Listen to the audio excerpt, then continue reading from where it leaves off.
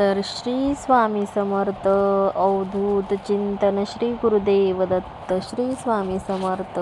तर माझ्या अजून एका नवीन व्हिडिओमध्ये तुमच्या सर्वांचं अगदी मनापासून स्वागत आहे. तर मैत्रिणींनो, व्हिडिओवरती नवीन असाल तर व्हिडिओला सबस्क्राईब करा, व्हिडिओला लाईक करत जावा, शेअर करत जावा, कमेंट करत जावा.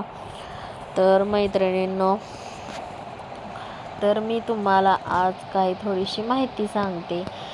तर आपण म्हणजे आपल्या घरातील कोण माणूस वारल्यानंतर, कोणी पण असू द्या, कोणाच्या पण घरातलं, तर तो माणूस वारल्यानंतर आपण त्या माणसाने वापरलेली सगळं कपडे, वापरलेल्या वस्तू आपण सगळं त्यांचं फेकून देतो.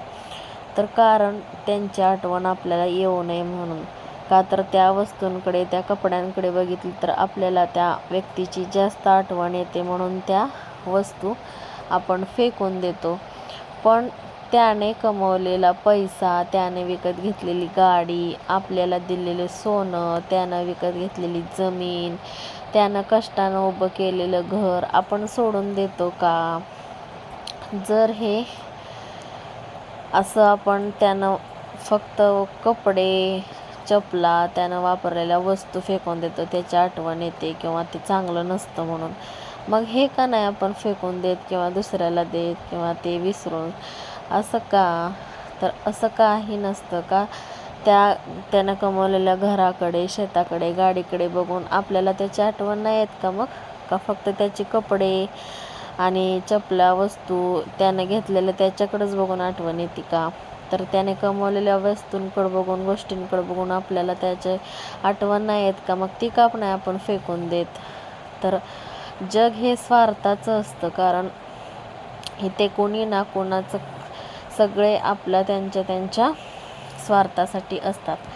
तर हे चुकीचं आहे, असं नाही करायला पाहिजे.